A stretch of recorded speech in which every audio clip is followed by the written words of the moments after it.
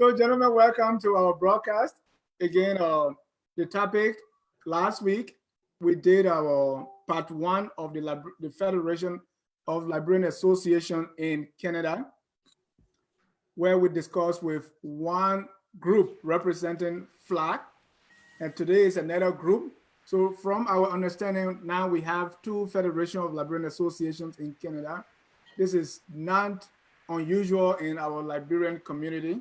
So we spoke with one group last week, and now we are speaking with the other group. So this is focus on Liberia, where we elevate, we promote, and educate on all things Liberia. I want to give you the opportunity. So welcome our guests representing FLAG, or I would say FLAG number 2, Ms. Nancy Reeves, President. Nancy, welcome to Focus on Liberia. Thank you so much, Dennis. And we have Mr. Prince Wright, who is board member of FLAG. Prince, welcome to Focus on Liberia. Thank you, Dennis. Thank you. Hold on 1 second. And last but not the least is Mr. John McCarthy, who's also a board member of FLAG, or FLAG number 2. John, welcome to Focus on Liberia. Thanks, Mr. John, for having me. All right. I want to give you, lady and gentlemen, a chance to first just a brief introduction of yourself, your involvement with FLAG, and anything about you of interest that you want us to know. I'll start with you, Ms. Nancy. Well, thank you so much, Dennis.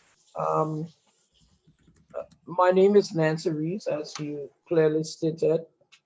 I've been in Canada for about 19 years now.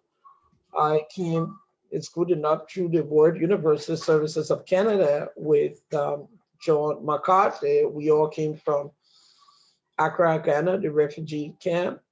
And we had this wonderful opportunity that we made use of was in Canada. We've gone to the university, of course, graduated, very educated.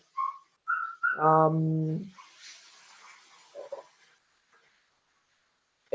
have found ourselves to where we are in terms of how best we can help both Liberians in Canada and Liberians in Liberia, and that is through FLAG. So as you have said, or I've been on your show and you've said before, I am a professor, a social work professor. I've been for the past 12 years. And also a PhD candidate, completing my PhD in social work education with emphasis on war and the traumatic impact of war. I never forget to say I am a mother, a parent, and a grandparent, and I love the issues around bettering the lives of people through education, human rights, consciousness raising, and just seeing people live a better life. And the best I can do, I do the very best I can. Absolutely abhor social injustice. I'll be number one to stand up for it. And I enjoy cooking, eating, dancing, and shopping. Oh, okay. I didn't know you dance. All right. I dance very well. Oh, that's great. Let me bring on Prince. Prince, a little bit about yourself. Thank you, Dennis. I am a teacher by profession. I taught a couple of years in Liberia, into Guinea. The war took us to Guinea, and I taught in the school system there, headed some of the schools there as principal. Work also in the mental health sector there with some NGOs in Guinea. Came here, fast forward, I hold undergrad degree in social justice and peace at King's College, University of Western Ontario. I have my beautiful wife and 5 children here with me, and I have some core principle. I believe in equality. I believe in fairness. I believe in doing things right from the beginning. I believe in accountability. So just to give you a little heads up of what I stand for. So thank you so much, Prince. Where in Guinea were you? I too was a teacher in Guinea. Oh, I was in Kiamnona, from Kiamnona to Zerikwe, from Zerikwe to Gegedu. Oh, okay. I was in Zerikwe 93 to 95. Oh, okay. Yeah, Momu Refugee School, math teacher. Well, maybe I don't know how long you stayed there, but I was in Forêt. Oh, okay. Yeah, I love that. By that time, I was there when you get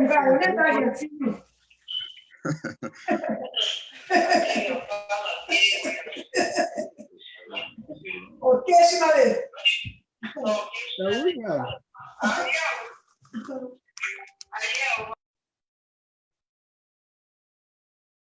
All right. Enough about 2 of us. Let me go to John. Thank you, Mr. Jar. My name is John McCarthy, a Liberian who has resided in Ottawa for the last 18 years now. And as my academic compatriot, Professor Reese indicated, we all left home and went to Ghana sometime because of the crisis. And fortunately, some of us invested time going to school. I went to the University of Science and Technology, and I obtained a Bachelor of Science degree in planning. Thereafter, like Professor Reese, I applied for a scholarship through the World University Service. And I was granted a scholarship to come to Ottawa in 2001. When I got here, I was given admission to do an undergraduate studies, but which I already completed in Ghana. So I took the initiative to apply for graduate studies, which I did at the School of Public Affairs at Carleton University. And since I graduated, I've worked with the federal government of Canada, and you might probably know the Canadian Federal Public Service is the best public service in the world. So I've been real privileged to serve in the core public administration. That is a model globally. I've been serving in the Canadian public service for 12 years. I thought I should expand my academic horizon. So again, I applied to do a PhD in law and public policy, which I'm almost on the last lap of my studies. In terms of leadership, my days in Ghana, I've always been involved with Liberians, doing everything I can to improve our laws. So I serve on the Council of Liberians, responsible to manage the affairs of Liberians as finance officer in Ghana. I also serve as speaker of Liberian students in Ghana. In addition to that, I also serve as president of Liberian students at University of Science and Technology in Kumasi, Ghana. That's just some of my leadership role. And since I've come here, I also serve as chairperson for our organization in Ottawa. I believe in transparency. I believe in community building. I believe in putting community and country first. Those are some of the values that I subscribe to. So I'll just leave it there for now, and we'll provide more details as the interview progresses. Thank you so much, John. And ladies and gentlemen, welcome to our broadcast. This is focused on Liberia. We are discussing the Federation of Liberian Association in Canada. And my guests, Ms. Nancy Reeves, Mr. Prince Wright, and Mr. John McCarthy. Each of you tell me your involvement with FLAG, which city or state you represent, and also what's your role currently on the Federation of Liberian Association in Canada. Let's start with John this time. Thank you very much, Mr. John. My involvement with FLAG started back in 2014.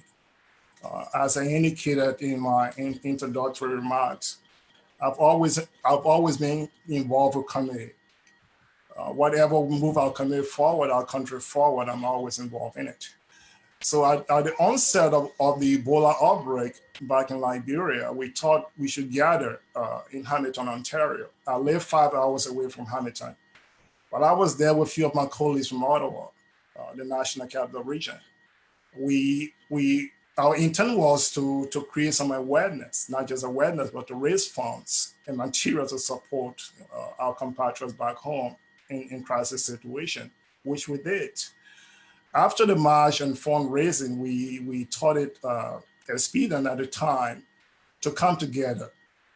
Reverend Katie, who happens to be our board chair, has conceptualized the idea that we have one organization, a federal organization that brings together all Liberians across this country. So we gathered and we discussed in principle that we discussed and agreed in principle that we should have a federation. And from various cities, we nominated individuals who serve on the working committee, the first working committee to draft a constitution, and to also establish a roadmap through which we will follow to get to where we have it conceptualized, and to be able to build the kind of federation that would meet the needs of Liberians here, and also meet some of the needs back in Liberia as well. So that has been my road, and I'll leave it there for now, and I'll have the other two, my other two colleagues also come in to speak to their role. Prince? Thank you, Dennis. I've been involved with the Liberian community here since 2004 with the local community in London. I served as the president for the London community up to this coming October, where we set up for elections, and we now have our energetic lady, Esther Vafi, who took over from me. As John said, it was in October 2014, we all got together to raise funds to help our brothers and sisters back home. Right, Prince, let's say right now you serve as board member, right? Yes. Okay, and so you represent London on the board. Yeah, just speak to that involvement with your current role in FLAG. Okay, I'm a board member. Okay. So I'm telling you now, as John explained, we met in Hamilton, the city of Hamilton. We agreed to set up a national organization that will meet the needs of our people, which we did. We set a first committee. Before I go further, I don't know whether you will come back to this. I don't know what you have on your table, but I want to commend Reverend Kelly so highly for the role that he played in one Melvin down. At the time I was president for London, we all were involved in setting up this group. Those were the two leaders that we selected to head the first committee. Yeah, and we'll come to that. Okay, if you come to that, I don't know what you have on your table. So yeah, my involvement for now is I'm a board member on FLAG Executive Committee. Thank you. Ms. Reeves? Thank you so much, Dennis. I have not been in Ontario as long as John and Prince, but I make it my duty whenever I'm in any Liberian community to get myself involved in things and be, I'm known as much as I can. I mean, not everyone is going to know you, but I have attended every meeting and occasion that I knew about with respect to FLAG. I attended even a function where we nominated John McCarthy to represent FLAG in Liberia, in Hamilton. I have always, worked with others as much as I can or could when it came to getting some appropriate services here. And then one of those we will be talking about that I think you heard me not too happy about last week, or the last interview you had, was the consulate general office here. I have, because my goal has always been to see Liberians become better Canadians that other nationals have always been. So I always kept in touch with all of my people, attended at functions as much as I could, brought in my ideas, thoughts, and so forth. And that is why I'm to where I am today as the elected president of FLAG, because of my interest in the Liberian community, of course, but also seeing the Liberian community move forward, that we can be better Liberians, Canadians in this part of the world. Thank you. So you are the president already, president-elect, or president already inaugurated everything? No, we haven't had an inauguration, but just to make a point of correction, Not inauguration. we do not have two flags in Canada. And we'll talk about that later. We have one flag in Canada. Okay, so you are. I'm the president of that flag. If I can just add to what Nancy said. I will come to you. What is flag?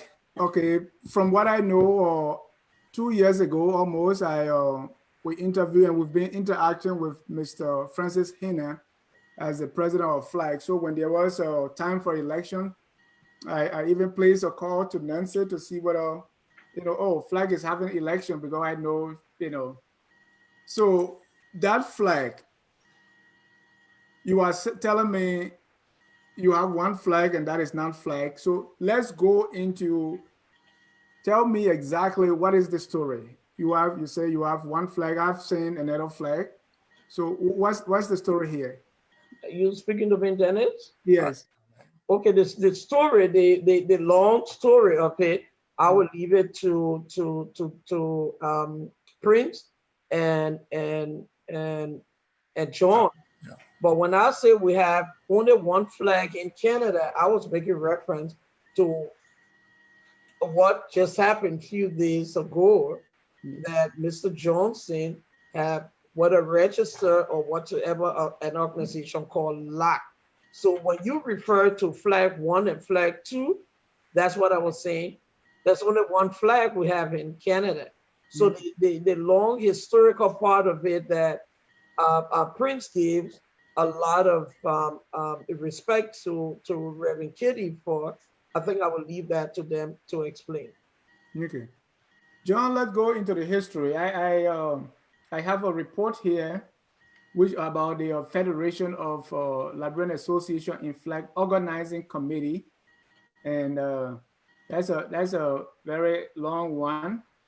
And the organizing chairman, as you said, Reverend Theophilus A. Keddy. So what is the history of flag, and how come we have two, in my view, two flag or two like big Liberian association in Canada? What happened? Thank you, Mr. Jai. I think during my introductory exposition, I slightly forgot to correct you that we don't have two flags. We want to have one flag. And that's the one and only legally registered flag we have in this country. Just like in the United States, where you cannot have two Union of Liberian Association in Americas, the same here. Mr. Jai cannot get up today and say he is running another Union of Liberian Association in the Americas. That is not allowed under federal laws. It's not allowed under state laws in America. And the same here in Canada. We have one legally registered entity, flag, under federal laws. So when individuals get up and arbitrarily decide to say they're going to operate another organization with the same name, I mean, you need not go far enough, Mr. Jai, to realize that that is illegal in every environment. And that's why Professor Reed said we want to have one flag here. And now I go back to the history. The history is that we agreed in principle to establish a federation, which you have a report before you. The planning committee worked, tirelessly, drafted a constitution, laid out a roadmap that would take us from one stage to the other. Heenan and 3 others, based on interim measures. There is no transitional team in any organization worldwide. that has 3 executives. So he served along with 2 others, those 2 others that he later on dismissed. But within the context of the roadmap, Hina was given a 1-year mandate. He deviated from that. You mean Francis Hine? Francis Hina was given 1-year mandate at a mini convention in Windsor, right after the committee had drafted their report and drafted a constitution. He was given a mandate to register the entity on the federal law here, which he failed to do. He was given a mandate to establish an election commission and organize elections, which he failed to do. He was given a mandate to ensure that the draft constitution got ratified with input from Liberians across the country. He failed to do that. So 4 years down the road, his mandate had expired. And he started arbitrarily appointing, handpicking people from Western Canada because he wanted to solidify his illegitimate leadership.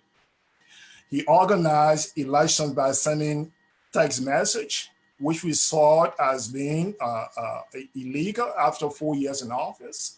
There is no commission established, no guidelines have been established, and you send text messages to Liberians stating that you're having elections in BC. We saw this as an attempt to hold elections on the blind side of all Liberians and all of our compatriots coast to coast. We had 3 teleconferences, whereas the founding members and other stakeholders expressed serious concern regarding the approach he was using and trying to perpetuate himself in office even after his tenure has expired 4 years. We thought after 4 years, elections should be organized properly. Beyond the three conferences that was organized that brought together founding members and stakeholders, we also wrote him an official letter, a letter he took and just dumped in the trash can. And just as we gathered in Hamilton in 2014, we came to the realization that it was about time we took. Mr. McCarty, yeah. when you say we wrote him, who makes this we? I say we, I think I lay it out to founding members.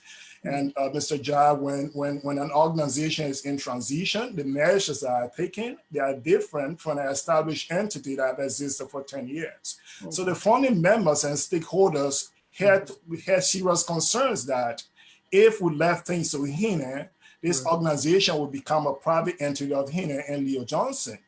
So just as we gathered, the group of individuals that gathered in Ontario and agreed in principle to establish FLAG, the same group of individuals gathered on a conference call to discuss the ongoing issue. And if nothing had to be done, this organization will be hijacked by 2 individuals. Okay. So we needed to act, just as we acted in Hamilton 4 years back. And that is the first step. Let's call a conference and discuss this. The conference, he didn't listen to it. His surrogates sat on that conference and decided to disrupt the conference. We decided to go beyond conference because if something cannot be heard on the phone, at least it's written. We wrote him an official communication, which was sent out, right? Just to be clear, founding members and stakeholders who make up this group, do you have names? Do you have a representation of the group they represent? Who were the founding members? Mr. Jai, founding members were most of our leaders and leaders across this province, community leaders, opinion leaders among us gathered in Hamilton, Ontario. And even the ex-ambassador at the time, Ambassador Solonte, was there. So it was not just leaders of communities, but prominent and well-meaning Liberians gathered in our city, in the city of Hamilton, and agreed in principle that whatever has been envisioned by Reverend Katie was worthwhile pursuing it. And it's based on that we set up a committee to draft a blueprint, right? So that's what I said before. Every organization starts from a point. You first gather, and then you establish a blueprint, and you ensure that everyone follows that blueprint. If there is any deviation, those who gather to establish an entity, again, gather and make sure that we have gone off the rails. And if no action is taken, it means that our initial intent will not be achieved.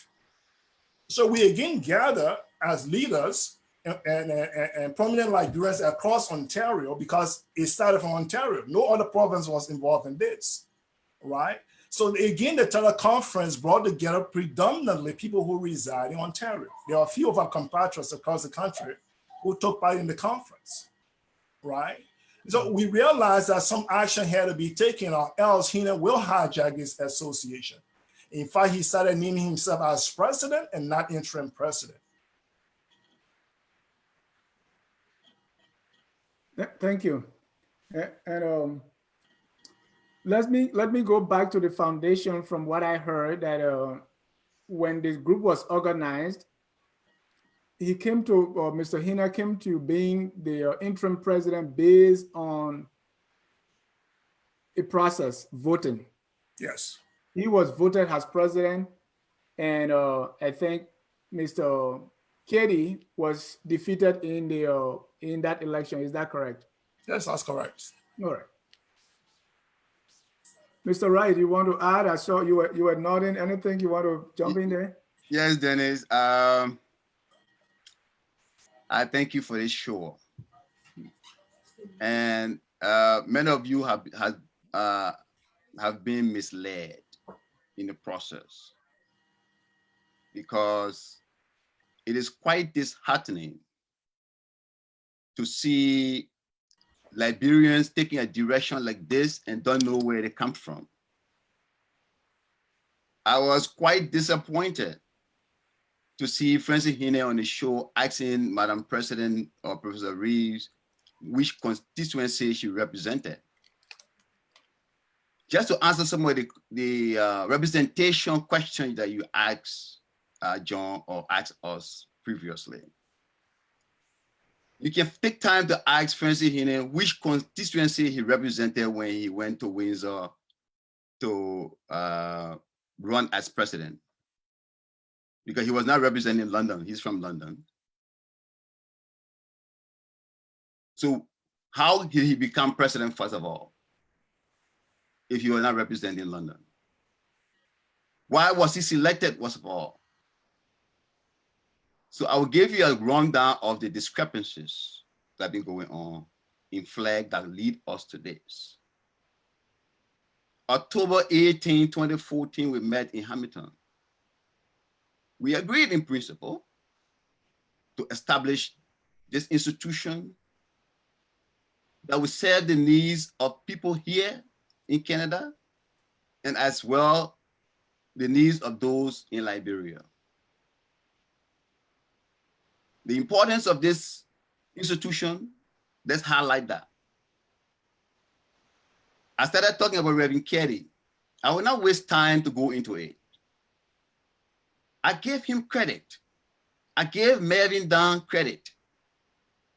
They were part of the two leaders that we selected. They were part of the team that we put, the first team we put together as a committee. The intention was this group to lead us to election. But some stakeholders had some concern, brought to the attention of Reverend Ketty, brought to the attention of Mervyn Down. These guys are gentlemen. They chose to step down in Windsor. It was not our intention for us to change them, but because we raised flag, they chose to step away. Nobody is more Liberian than the other. So Francis Hine came in the picture in Windsor, not representing London or any city. Just to tell you that we have our membership across Canada. If you are Liberian, you live here, and you can ably serve your people, welcome. We condone that. We all agree to work with him despite this fact. But as John stated, I will just add some of the points that I want to contribute to what led this change. Where in this world have you seen interim leadership that will lead an institution for 3 to 4 years? Where? Is it about Francis Hine? Or is it about the people in Canada, Liberians in Canada specifically? No, it is not. I'm not asking you, Dennis. I'm only saying something. It's not about any individual. It shouldn't be. So Vancouver came after a couple of years, people been advising him, suggesting to him. The first discrepancy he started was him picking people, building network around him, calling himself president. We have a video of the Vancouver Convention when we sent a representation there. If you say, when I say we're talking about the leadership across Canada and some prominent stakeholders who are advisors in our communities. So, Mr. Wright, before you proceed further, what was the process of put forth in your founding document to change the leader? Let's say if the interim president had a mandate of doing X, Y, Z, what was the process step forward to checkmate those actions that were not in conformity to what you agreed on? We remove you. How? We remove you by having elections. Okay. But just 1 second. Go ahead. We remove you by having election. That's the process. This is why in Vancouver, we send representation there. He refused to listen. He refused to listen. He said he didn't know who are those that were representing that document. Okay. As you have been misled, it's the same way how other people in other provinces have been misled.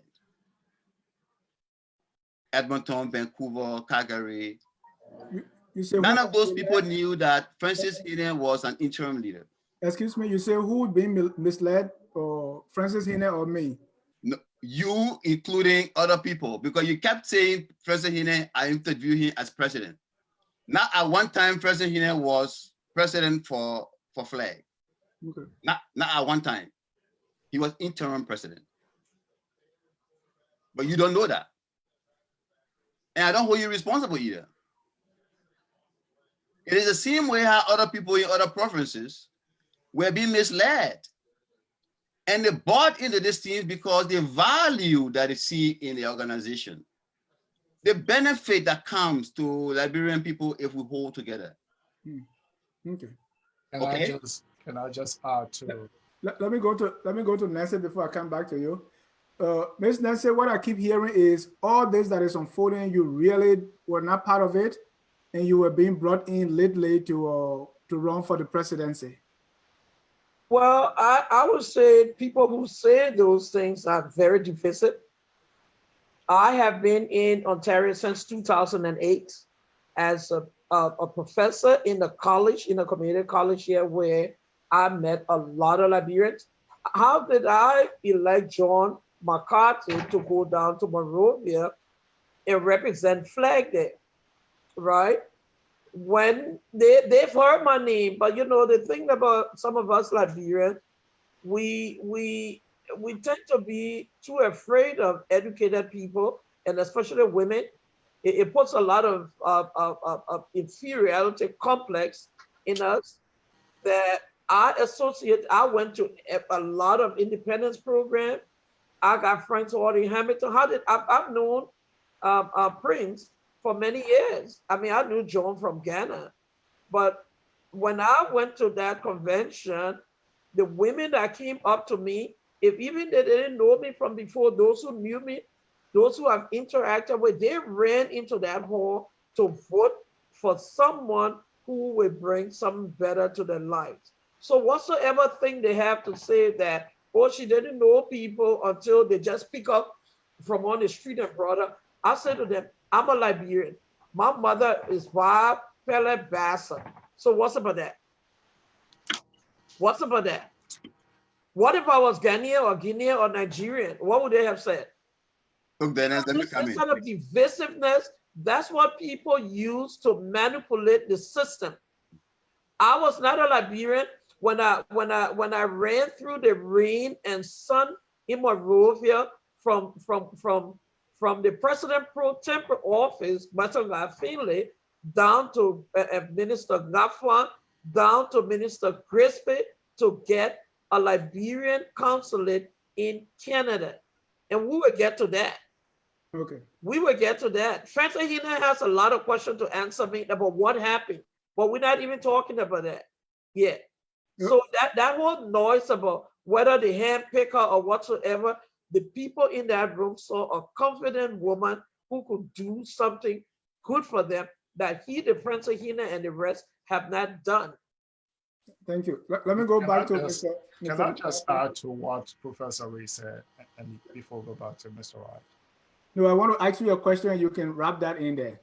But let buttress this first. Let buttress what she said first. Let's buttress that, and then you can ask a question. Okay, go ahead. What I want to say here is that what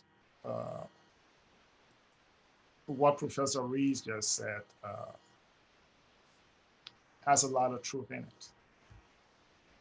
Flag Incorporated is not just the 7 board members or 4 executives you see around here. Currently on our platform, we have more than 80 Liberians registered. And I'm not talking about registered Liberians registration that exists in the cloud that cannot be proven. We have more than 80 registered Liberians coast to coast in this country. There are several well-meaning Liberians who support our cause, who are not leaders, just like Professor Reeves, and several others across this country, from BC to Edmonton to Ottawa, to Nova Scotia and Newfoundland. If any of these well-meaning Liberians have become leaders, will you also describe them as being like just sitting on the side? Of course not. Of course not. So Professor Rees, for all you know, has been extensively involved with the cause of Liberia, as she just mentioned to you. Okay. Our consulate in Toronto, which the foreign ministry can bet out, she wrote. And that when there were challenges, she even called me and talked to me regarding that, and she was in Monrovia. This is an individual, besides the consulate, has been extensively involved with education in Monrovia, holding workshops, seeking the interests of our country. So it's not everyone who should come out there as leader or should be elected as leader before we know they are contributing to the cause of Liberians here uptown and back in Liberia. And Professor Reed, I must commend you for the role you have played. You may not be as visible, but those of us who have come in contact with Professor Reed know the role she has been playing. She has been a mentor in our society because of the role and the profession in which she belongs. Okay, here's the background of my question. I'm not saying that flag is like EULA, but for EULA is membership based, meaning states become members, it's not individual. But you were saying for flag is a little different. You don't have to belong to that state or city organization to be a member. You can admit individual members. Is that correct? Yeah, that's correct, Mr. Jha. And here's the reason why. We live in a country where in some cities, in some towns, you don't have an association. Should we exclude these Liberians who live in those cities because there is no association, so they shouldn't form part of this federation? We thought we should broaden our mobilization base. Once it's true that we work through communities, but we have broadened the base, whereas we have coordinators. Today, we have more than two dozen coordinators across this country. And for various reasons why we have done that. In some communities, some of the leaders have been held hostage. Some of the leaders have been compromised. And if we should only go through one medium, over time, those leaders have been held hostage by him and others will sabotage the work of flag. Okay. So we broaden the base. How many leaders you have across this country? We have more coordinators than leaders. Yeah. We have more coordinators than established organizations across this country. So that's the second way we decided to go to mobilize our people across this country. The third way we decided to go was individual to individual. Mm-hmm. In some cities, you have just one person living there. Should we exclude he or her because he or she live alone? Of course not. So we have give me a chance to end, please. We have I want you to include this. So was this the original structure of flag, or this happened? It don't have to be the original structure of flag. I'm asking. No, give me a chance, Mr. Jad. Don't speak above me. I can. But give me a chance though to respond to your question. Yeah, you answer my question. So I'm trying to. No, you asked me another. You asked a follow-up question. If that was the original structure, I said no. Right. No, you said it doesn't have to be. So I just want to give me a chance to explain. Yeah, no, I don't want. We can go on forever. So let me. You interjected. You asked a follow-up question. I should respond to it. Organizations operate based on their needs. You can. That's clear. I get that. You say it was not the original, but it has moved into that direction. That's fine with me. I should explain because Dennis. Let me explain, Dennis. When I started, I told you, Dennis, that when an organization is in transition, how that organization operates is not the same as an organization that existed for 10 years. Okay. We came for a point whereas we didn't even have a constitution that was ratified. You got it? So every measure that was taken was a transitional measure. You got it? Including the election of Hine and 2 others was a transitional measure. Okay. Right? So it was not something firmly driven by a constitution that has been established and adopted by Liberians across this country. So get to know that most of the measures taken, including mobilization of our people, how it should be done, they were all transitional measures laid out by the board and the transitional team that was established in 2018. So when you ask the question, was this what was established from the beginning? Of course not, because even the Constitution itself, Hine did not even ensure that it got adopted. I hope I made myself clear. Okay, you're clear. I mean, I got that ever since. You just wanted to. Yes, Dennis, before you go further, I want to buttress. Right. I want to clarify some issues surrounding Madam Ree's presidency, or how it became. Hold on with that, because I have a question. But well, anyway, you can go ahead, but I don't want to leave that out. If the question surrounding that, it should not be something new, because the question you asked is very important. If you give me a moment, I ask you a question and I answer the question. Which constituency did Francis Hine represent when he became president? I mean, I think we dealt with that. You answered the question. If you dealt with that, right, then the question you're asking, Madam Reeves, you will have known that we are in transition. And what does this will show you that you don't have to be in a hierarchy of flag before you become a president or your whole position. No, that was not my question. No, but no, I just not answering the question. I explain it to you.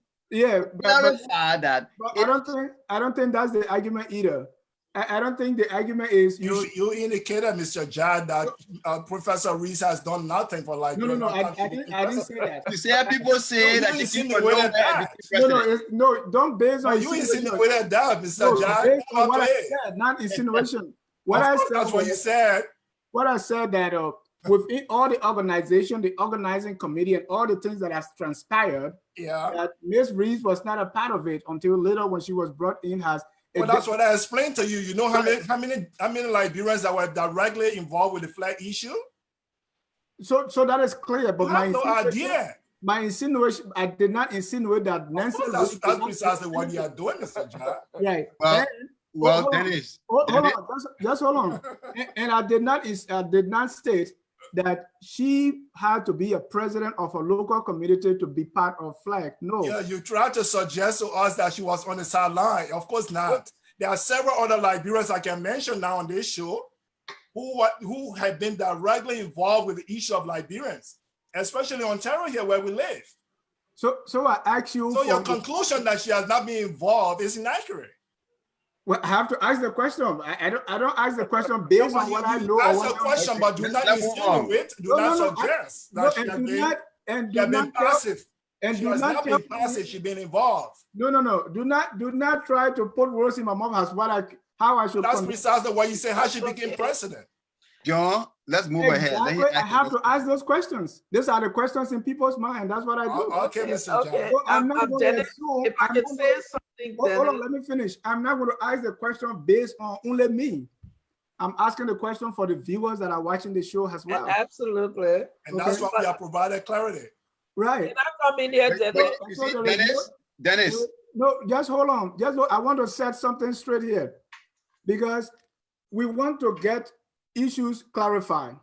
So when I ask a question, answer the question and do not try to think what I'm thinking for which I'm asking the question. That's just wrong.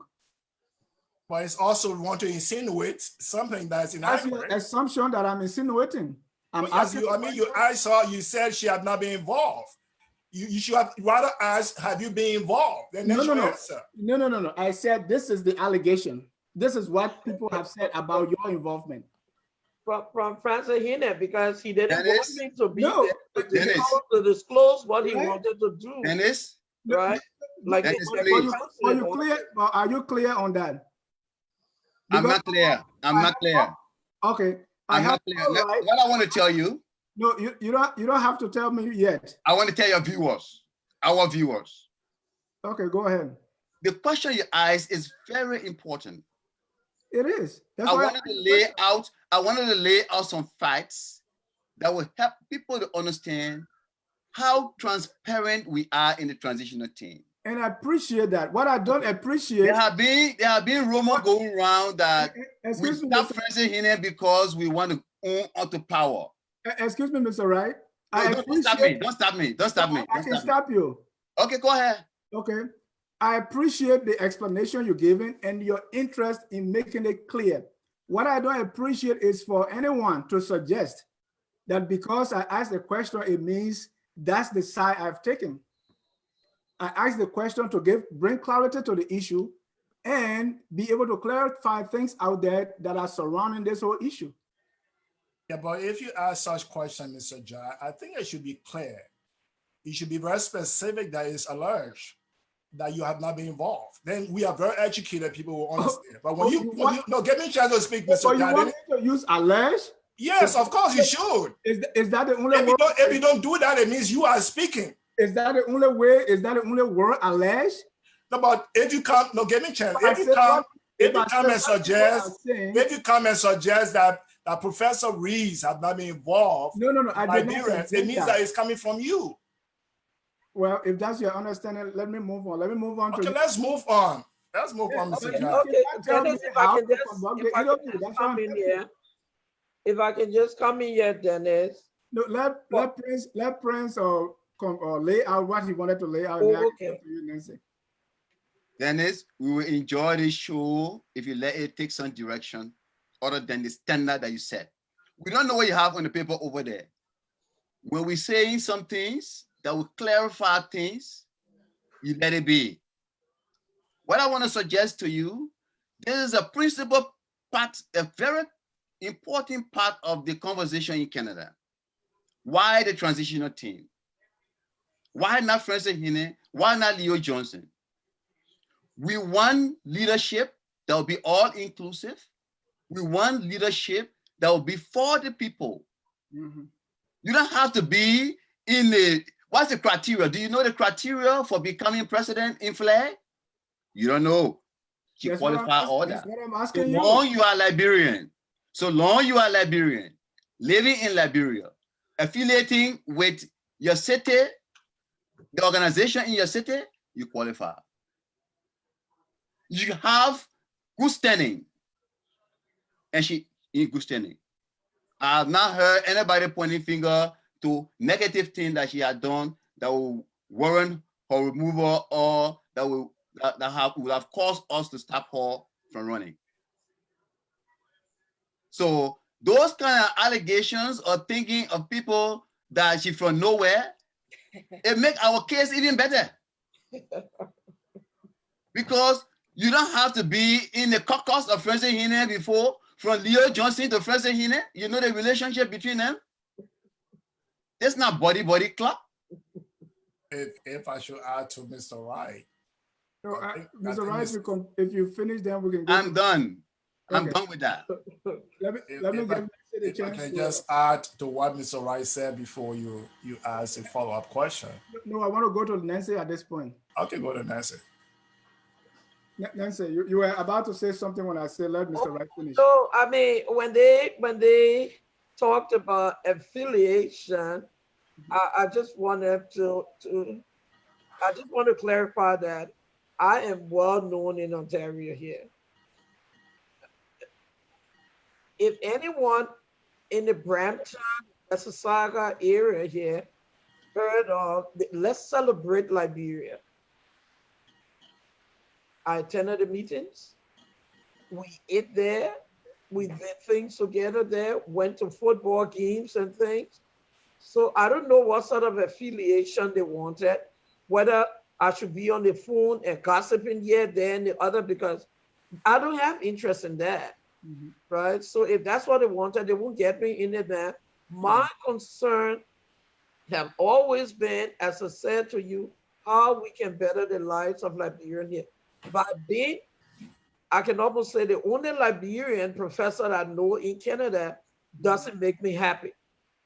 There could be many Nancy Reeves. And that's what those women in that hall said to me. Nancy, some say, how can we be like you? I said, you don't have to be like me, but we can all work to making ourselves better. The pathway to education, resources to help individuals live a better life, psychosocial counseling. We thought we came from Liberia, from a civil war, and because we're in a developed country, so it's all okay. No, it's not okay. There are lots of people living the trauma of that war. There are lots of women and families who live in very dysfunctional lives. There are children who are getting involved with the law. You need that. That's why, as I said, I walked under the rain in Monrovia to get a consulate here in Canada for Liberia. And I want to know from Francis Hinner, Leo Johnson, what became of that process. But before we get to that process, tell me about first of all, what's the process of becoming a member of FLAG? And when trace your membership in FLAG, at what point did you get to become a member of the Federation of Liberian Association in Canada? But Dennis, this is the same thing you're going back at John and Prince just told you. They how do you call this? The organization I just told you about. Let's Celebrate Liberia. How many times did I go to Melvin Down house and we were all there together? We ate. So that is a part of FLAG. Just tell me. No, we literally elected, how do you call John McCarthy to represent FLAG in Monrovia. So coming in and becoming a member there of FLAG, that already had a pathway for me becoming a member in a FLAG. I've attended all of those functions and everything becoming. So that is not really the issue here about whether she's a member of FLAG. I've been a member of FLAG since I was a member of other organizations in Ontario. Great, that's all I need to know. A point exactly. And contributed my part. And wait a minute, Dennis, and I would never stop saying, walk through the rain in Monrovia to make sure to get a consulate here. The people who call themselves the heroes of FLAG, destroy that. What's about that? A point of interjection, Mr. John. Yes, sir.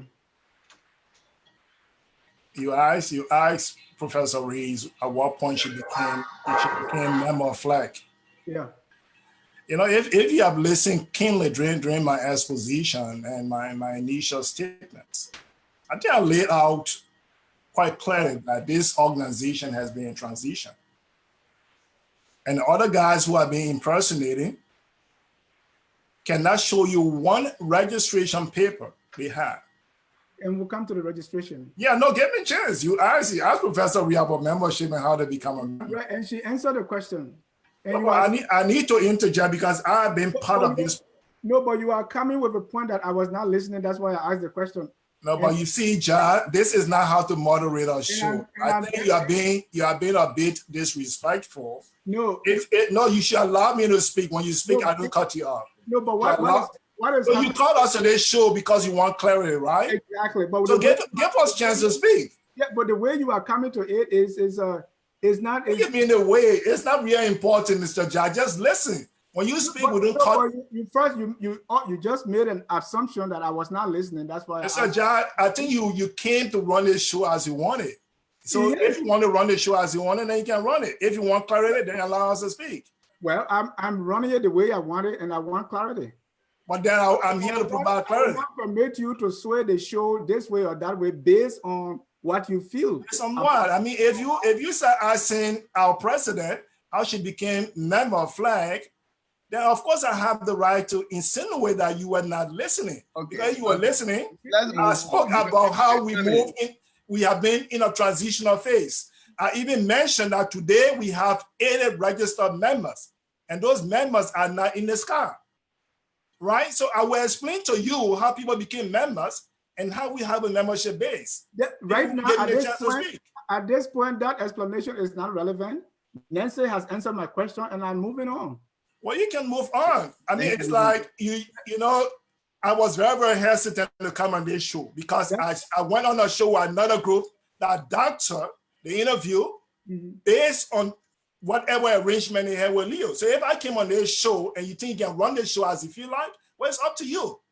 It just heightened the speculation I had before coming on this show. Right, and because you have this preconceived speculation. It's not preconceived. That's precisely what you're doing.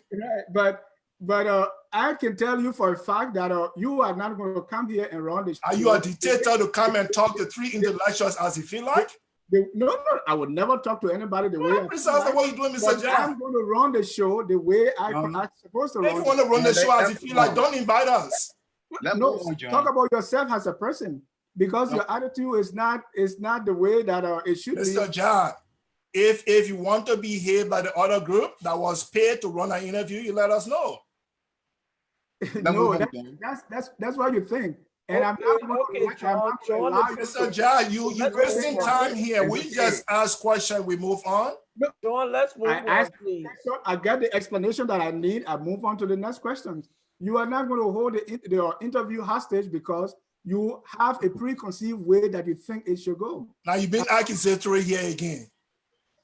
John, let's move on, please. We got lots to discuss. We will discuss that offline. Okay. Let's do it. Okay. My next question is: there are two things that you have highlighted that resulted into what we have in FLAG today.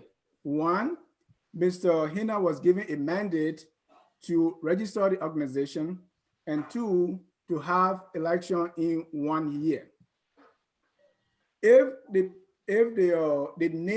registration is not done, let's go over the process, because there was election that was held that brought Leo to power.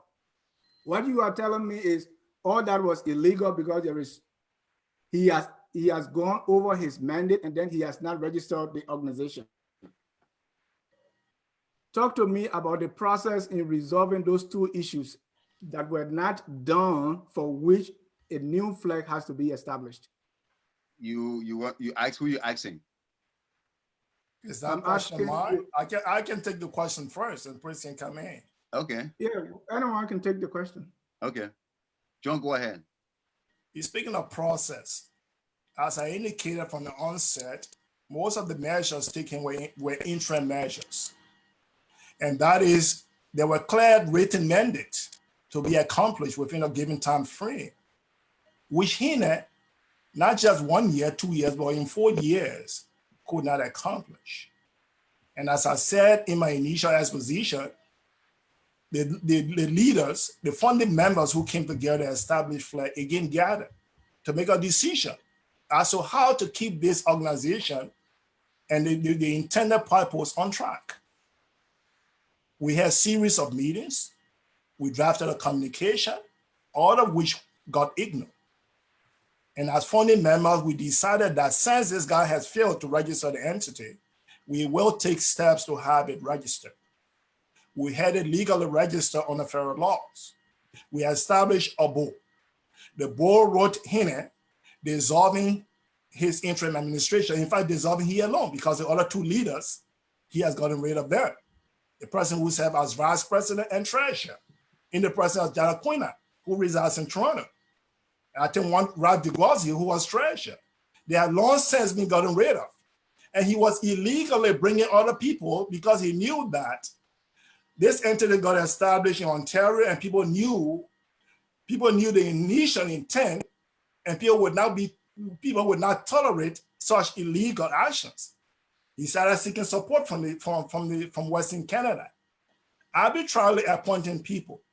So he was officially informed that his mandate has expired and that interim leadership has been dissolved and a new interim leadership has been established. So at that point, from July 2018, we have a registered entity.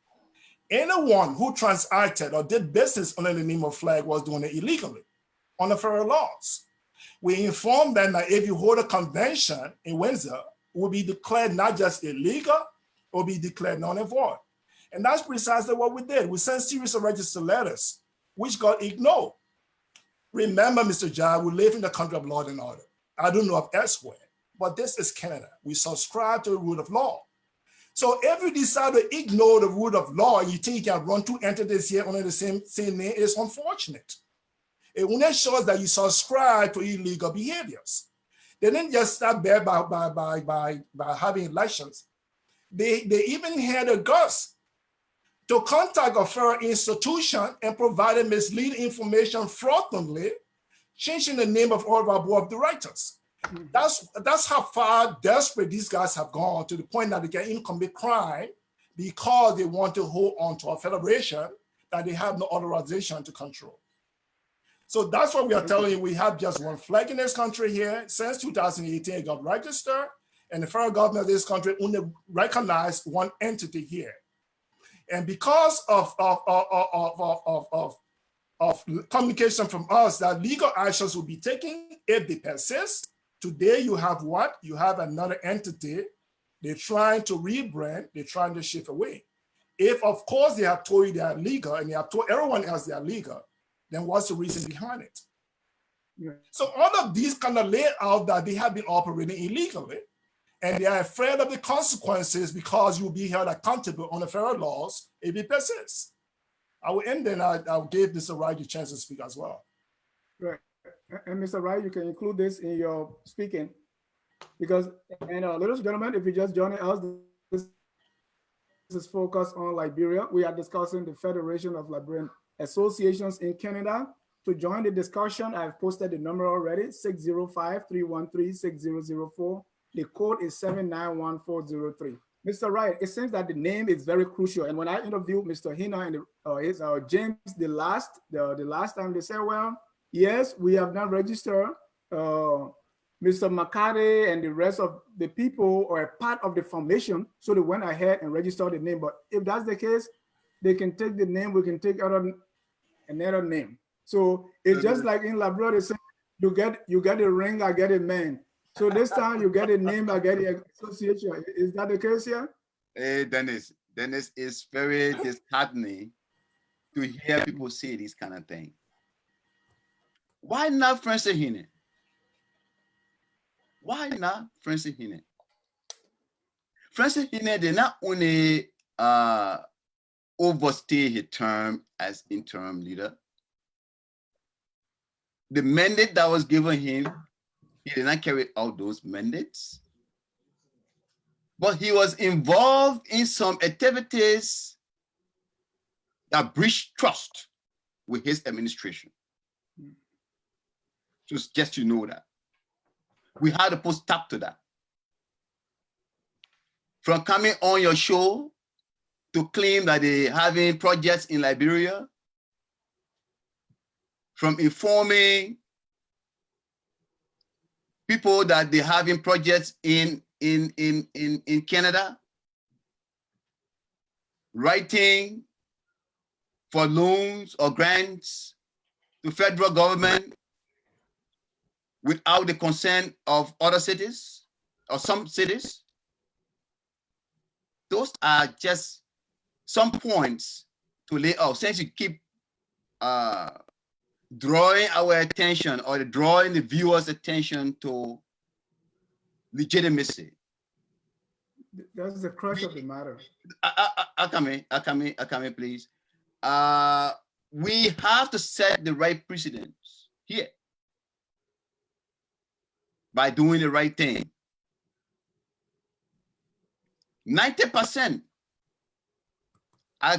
When you started talking, you started looking at certain document there that people signed. I saw what you were looking at there. I could not see what you were reading, but I guess you looking at signature. I thought you said you saw it. No. Okay, let me just be clear here to our viewers. 90% of the cities, the city leaders here. Let me show you what I was looking at. They can tell you.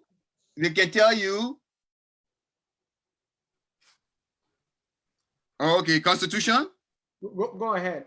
Okay, so they can tell you that Francis Hine went the wrong way, but let him be.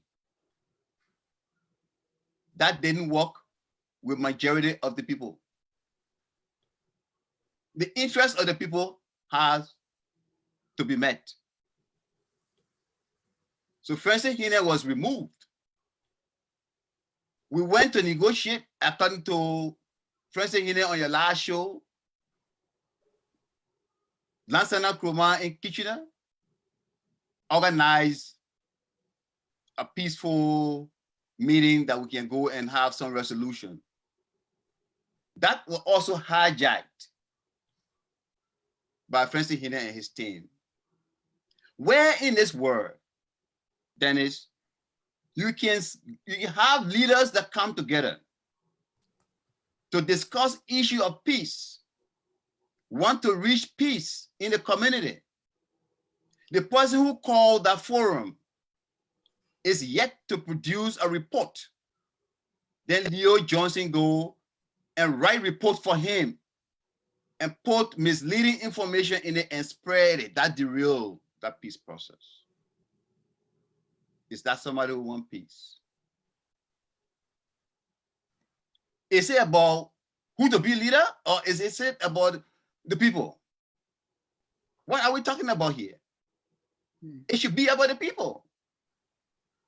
If Francis Hine or Leo not president or not leader for flag, so what? There are other responsible people here, educated people who are able to lead us in a direction. Yeah, thank you. And we will come to how we move forward, talking about peace. But let me open the phone lines. I see a caller on the line, 519-850. 519-850-1848. Your name and where you calling from? Hello there, Dennis. Yes, hello. This is President Hina. Speaking about the devil. Yeah, when you call the devil, they can appear. Welcome to Focus on Liberia, Francis. I want to say, yeah, thank you. And I want to especially greet the panelists tonight, Mr. McCarthy, Mr. Wright, and Ms. Reeves. Thank you for the opportunity, and I'm glad that you are on this show today. Yeah. You can lower the audio in the back there on Facebook so we can hear you clearly. Yeah. Okay. So okay. I have a question that for Mr. Wright, Mr. McCarthy, and Ms. Reeves. My first question, both to Mr. Wright and Mr. McCarthy, is what role did the two of you play significantly in the formation of FLAG, in the organizing of FLAG? The background of my question stems from the part I hear McCarthy talking about stakeholders and founding fathers. The next thing I want to ask is, Mrs. Reeves, you made mention of the forming or the establishment of a consulate. I didn't get it clear. It says, was it to be done, the Canadian consulate in Liberia or the Liberian consulate in Canada? If it's a Liberian consulate in Canada, what were your responsibility in organizing that consulate in Canada? What role did you play? What were your responsibility? Thank you. Let's start from the bottom. The first question was to Mr. Wright and Mr. McCarthy. Let me come in. Sure. Let me come in first. Sure. I'm very surprised, very surprised that Francis will ask me what role I play. Yeah. I got documentation. We wrote Francis Heaney when he was about to establish the consulate in Toronto. Can you go to my question, your role you play in information flag? We wrote. What we wrote is what I'm going to tell you, that one of the role I play. I wrote, the community wrote, advising you as leader not to be directly involved in setting up a consulate. It is right. I got a question I ask you. I didn't address consulate question to you. I got formation of flag. Flag now. Mr. John. Hold on, Mr. Hina. I don't want to mute you. Hold on, Mr. Hina. Just be patient. Yeah, hold it. Mr. Wright, 2 minutes. Yes. This Francis Hina, interim president for flag. He asked me what role I played. We advised him. I was president for London at the time. We advised him that we are a non-for-profit organization. Please set a neutral body, a committee that will be able to help the Liberian government to set the consulate, but not you directly. It will conflict or compromise the interests of the group. He did not listen. He did not listen. He went about hand-picking board members. We advised him. President, that's not okay. Board members cannot be appointed. He did not listen.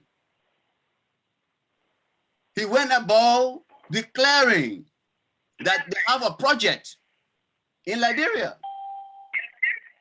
We say, give precise information. There's a reputable organization we're putting together. We don't want to give misleading information to the public. Hit what is right. Hit what is there. So if you ask me what role I play, it's the same question you are asking Nancy, Professor Reeves. What constituency you come from? Are you more Liberian than anybody else?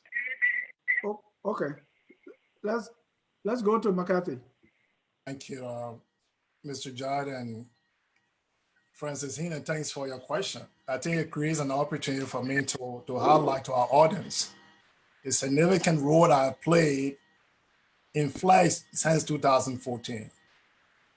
As I said, initially, we gathered in Hamilton in 2014 on a cold October afternoon. And for more than 3 hours, we gathered in a room on Barton Street with Ambassador Slonte and other well-meaning Liberians in that room to deliberate the establishment of flag. If you go to FLAG website today, you will see an initial picture taken there. John McCarthy stands in the very middle of that picture. That's the first one. I'm not an outsider. I was never a stranger to this process. And John McCarthy, being a learned, educated person, the suggestions I laid out on that table got us to where we are today. I came with my compatriot from Ottawa in my vehicle, and I nominated Prince Penny, who is the most recent outgoing president of Hamilton. I nominated Prince Penny because he resided in Ottawa at the time. I didn't want to step forth as leader at the time, and you're aware of that, Mr. Hina. Mr. Penny served on that committee based on my recommendations. That committee, if whatever got contributed on that committee in terms of drafting the Constitution, in terms of establishing a roadmap, was because of John McCarthy. And it didn't stop there. The draft documents got circulated. I was involved to the point where as election took place, meaning Congress took place in Windsor, again, I mentioned on this show, for your information, Mr. Hina and our viewers, that I wrote Nevin down Melvin still resides in Toronto. I wrote Melvin down, raising concern that the mini convention was not properly circulated. And the bulk of Liberians were not informed. So that whole process took place on the blind side of a lot of people. And I said this because only 15 people gathered in Windsor to have you elected. I had serious concern. And you're aware of that. My communication skills reside there. And when you chose to go beyond your mandate or your 1-year mandate, and we have documents to prove that, I again had serious concerns. We organized teleconferences, and John McCarthy was one of the brainchild behind that. You know it. Those 3 conferences, you sat on it. You ignore everything discussed there. Again, we wrote a communication to you. Go back and check that letter. My name is on that letter because I stand for what is transparent. I stand for what is in the interest of our people. I stand for what is open and fair and democratic. So from day one, I've been part of the process. I monitor it intellectually, and every way I can support it, have the process keep going forward, I did. When the founding members that you are aware of, including myself, decided that your time was up, and it was about time we register the entities who can operate legally in this country here, I was one of those who registered the entity with the federal government. And I became one of the initial board members. You know that. Thank you, Mr. McCarthy. So, these are the process from day one in Hamilton till now to where we are, and we have a president-elect, Professor Reeves.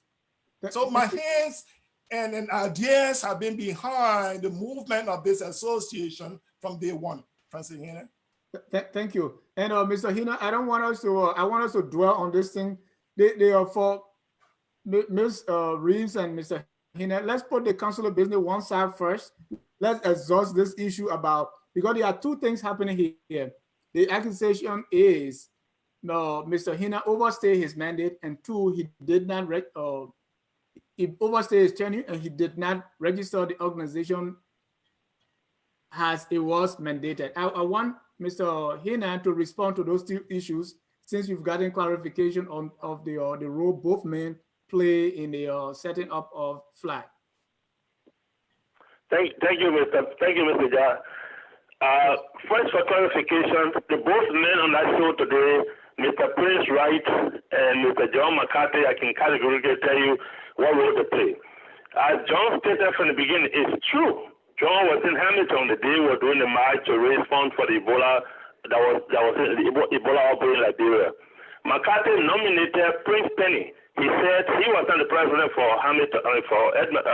Ottawa, but he will nominate Prince Penny to be a part of the committee, and he will inform the leadership in Ottawa.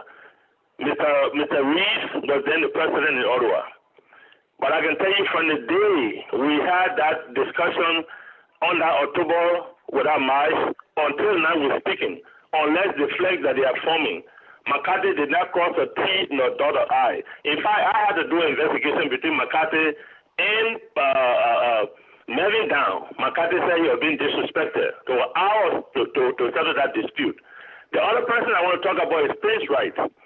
Prince Wright nominated me as a member of the Liberian community to serve on that committee because we were in Hamilton that day. I worked with the committee, and the committee selected me as the chairman for the Constitution Committee. I asked orders that were good at reviving a constitution, and we put a constitution together. Prince Wright, from that onset, rejected the formation of flag. He rejected vehemently the formation of flag. I'm surprised that today he's on a radio talking about he's a founding member of flag.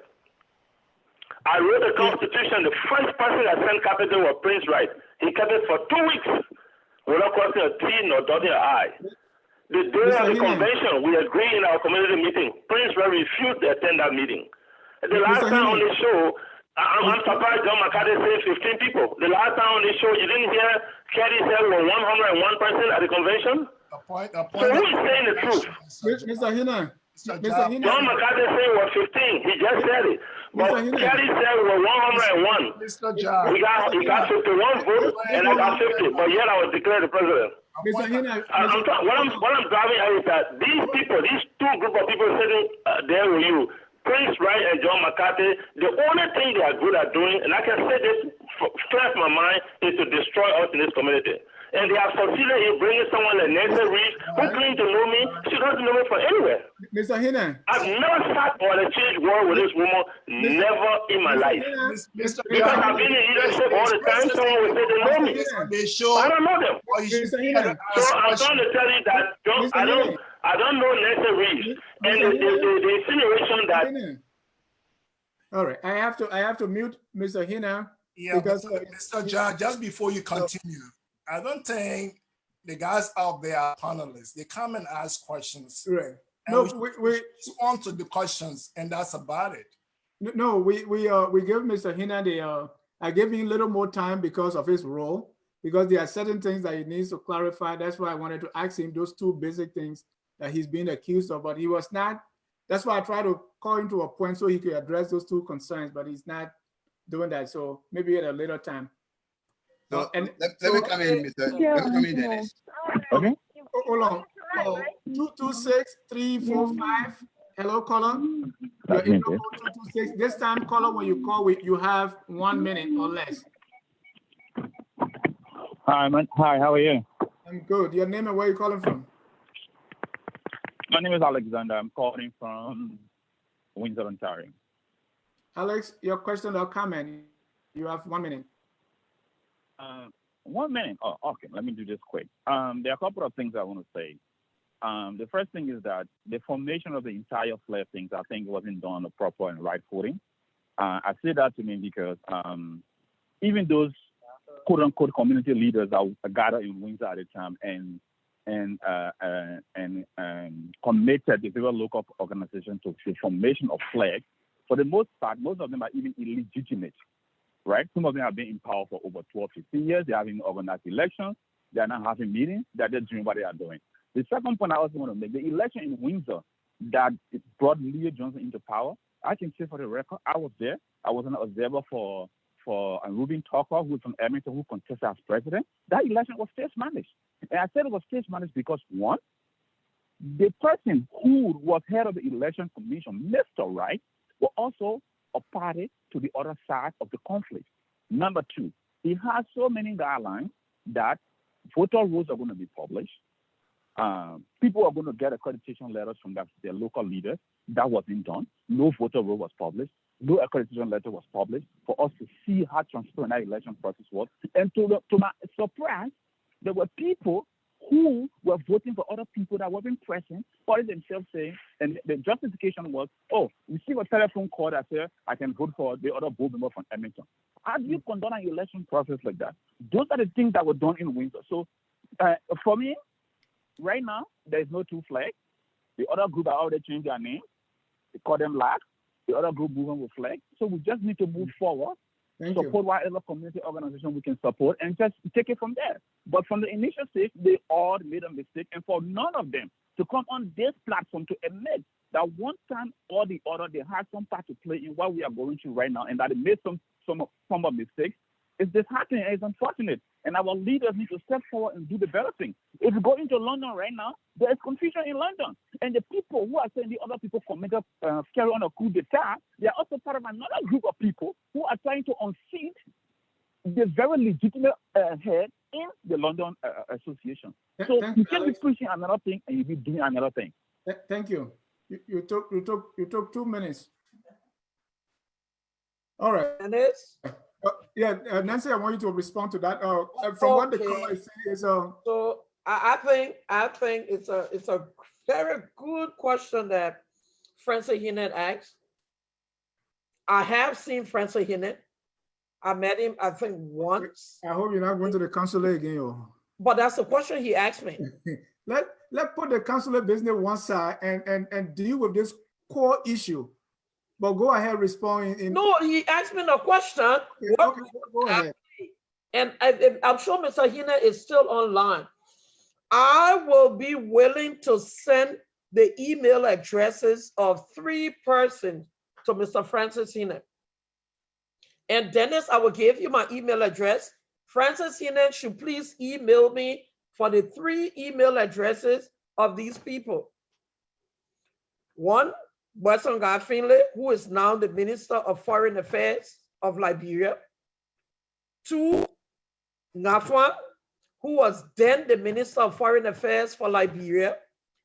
3, Crispy, who was then the Minister of Foreign Affairs for International Relations. I want Mr. Francis Hinnen to get in touch with those people and ask them about Professor Rees from Canada and why did she visit the office. The next person I want Mr. Hinnen to have a good talk with is Mr. Shilonte, who was the then ambassador of Liberia to the United States. Ask him about the 7-page proposal that was sent to his office from the minister, from Minister Crispy. All right, so that's on the consulate. I'm coming, Dennis. I am also willing to provide you with every email communication that I had with Minister Crispy. That is it. All right. What I want to know from Mr. Hinnen. No, now your time to ask questions. I'm coming. What role did he play in the development of a Liberian consulate in Canada? What role did he play? Okay. Is it true? Is it true that I'm coming, Dennis? Is it true that they got a man and wanted money from this man to give him that position? Is it true? I'm not saying it's true. I just want to know, is it true? And he can provide me that man. Let me ask that man some questions. Okay. And I'll be fine with it. Great. And we'll have a separate show on the consulate issue because you don't even have the consulate. So it reminds me of the husband and wife. You know, they were passing, they saw the trail of an animal. So they because of what happened. But Dennis? Hold on, let me finish with this story. He said, when I set the trap here, he catch the animal, I will sell it, then I buy laptop for the stranger room. The husband said, oh, you buy the bedding for my room and for the stranger room, then 2 of them started fighting. One man got it, said, oh, you're fighting for because of what they did. So they need to speak. But Dennis, that story doesn't line up. That story doesn't line up. Okay, let's leave it. The setting of the consulate is one of the reasons why President Hinnen was removed. Oh, it was not stated. I'm telling you now. Because he interfered in what he had no business being in. There were discrepancies. This man was advised not to directly be involved. When they got involved, that a noise came around them, how they were asking for money here and there, and that brought a lot of trust to the organization. So you can't throw that consulate thing away. It was one of the discrepancies. All right. Thank you for that, but he knows my name. He heard my name. When President Hinnen was here in the meeting, someone asked him, do you know a lady by the name of Nancy Reeves? Okay. And I will send you some email if you don't mind. Yeah, the role that we play. Everything I'm telling you is that documentation between Francis Hinnen and the Liberian community of London. I can send you those emails. Thank you. Wow, the reason I said it because all those things that were mentioned, the consulate issue has always been discussed as a side issue and not directly impacting why you took the action. Let me go to the lines again. We have plenty of people on the line, so I just want to get through them quickly because we have almost out of time. 905-746. Your question or comment? 905-746. Your name and where you're calling from? Hello, my name is Jeanette and I'm calling from Hamilton. Jeanette? Yeah, my name is Jeanette and I'm calling from Hamilton. All right, Jeanette, go ahead. Your question or comment? I have a question for Ms. Reeves and I have a question for Mr. Wright. Okay. My question to Ms. Reeves is, I would like to know, like, what is this fight about? And when I say what is this fight about, is it personal? Is it about our community? And my question here is because Ms. Reeves have met Leo, she knows Leo. She has been in a company of Leo. And since she came into this, she said she's a member of this federation. I agree. Has she ever, as a professor, as a member a learned member of our community, has she ever reached out to Leo to find out, oh, Leo, I heard this much. What is on this side of this? What is going on? What, like, can you say something to me, or what's really happening? Has she ever done that? That's why I'm questioning that. And secondly, I received a letter from this flag that came to my email advising me not to go to the event planned by Leo Johnson and Francis Hannah because they are frustrated. And at the end of the letter, it says birds of the same feather flock together, which I agree with. But when you say birds of the same feather flock together, then I question your character, Miss Reese, because Mr. Kiadi, who is the chair of your board, has exploited our community. He took our barrels, he took our stuff, he took them to Liberia. He's yet to tell us what happened to it. After the Ebola form, he collected the money. We are yet to get any report on that. So if you say birds of the same fellow flock together, I question that. I saw you in a picture with Walkie Mewebia. Walkie Mewebia collected our barrels from Hamilton. It took them. We are yet to receive any message from him. He abandoned the community because of that. So, Mr. Wright, I want to ask Mr. Wright, because in the funding of FLEG, if I will remember clearly, Mr. Wright said he wanted for the president of FLEG to be, his suggestion was should be a community head. So he was not going to be a part of this. Before Mr. Hina assumed presidency for FLEG, Mr. Wright had always called on Leo to events. He had called Leo when he was organizing stuff. He had called Leo when he needed for us to be a part of something. But now, all of a sudden, when Mr. Hina assumed presidency, then Leo now became a fruster. Mr. Wright, when did you realize that? Besides, you have been a president for London since 2005, and you have not held an election. Rosler Willett, who is on your committee, was a president in Hamilton from 2005 to 2018. So I wonder what is the principle for removing people when you are removing somebody that just stayed for 3 or 4 years without any? I don't know how you did it, because thank you. How did you come up with this? I would like to know. Thank you. Thank you. Thank you. Those were your questions for everybody. Who wants to go first? Yeah. Okay, I will go first, Okay. Dennis. Janet is asking me about knowing Leo. Yes, I do know Leo Johnson. I've met him on a few occasions. I got friends that knows him, and maybe I even know Janet. I'm speaking there because I know someone he's with by that name. But that doesn't mean that I should side with things that are not right. When we talked about this consulate, I remember speaking to Leo Johnson about this consulate right in my apartment. And he was— I wasn't talking about the consulate though. What? That's not my question. That wasn't— Yeah, you asking about that. That would make me to lose trust in him. That was makes me to lose trust in him. No, you said, did you call him to say, hey, Leo, what's going on? Did I call him to say what? When Leo sat in my house, we talked about the consulate. He left from there, went and convened a part of a meeting to discuss about this consulate, right? And never invited me to it or anything, and acted like he did not know me on it. I have never accused Leo Johnson of being a criminal. I have never accused him of being anything. If I say to members in this organization, I don't need any accusation that has no proof of it. But you know what?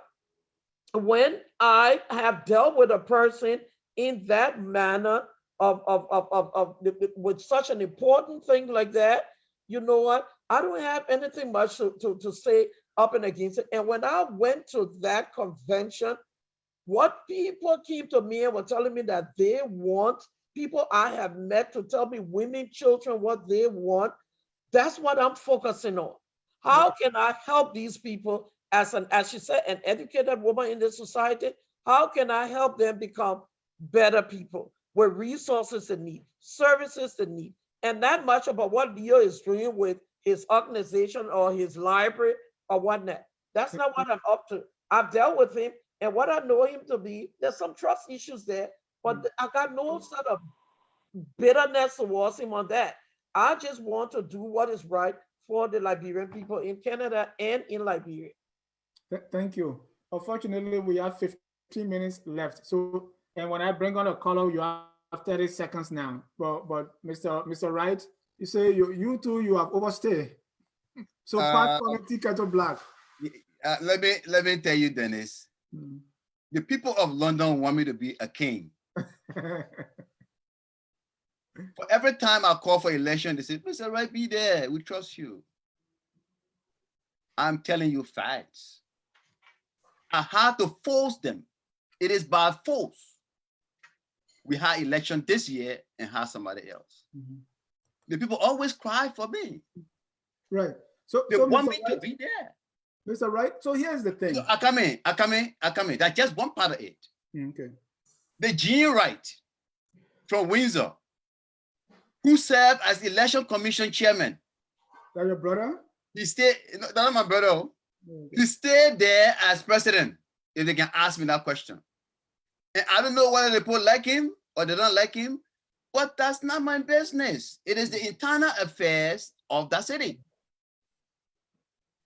The leadership of the Liberian community in Canada is sometimes cultural. Sometimes you hard to find people who want to lead. You got to beg people to lead something.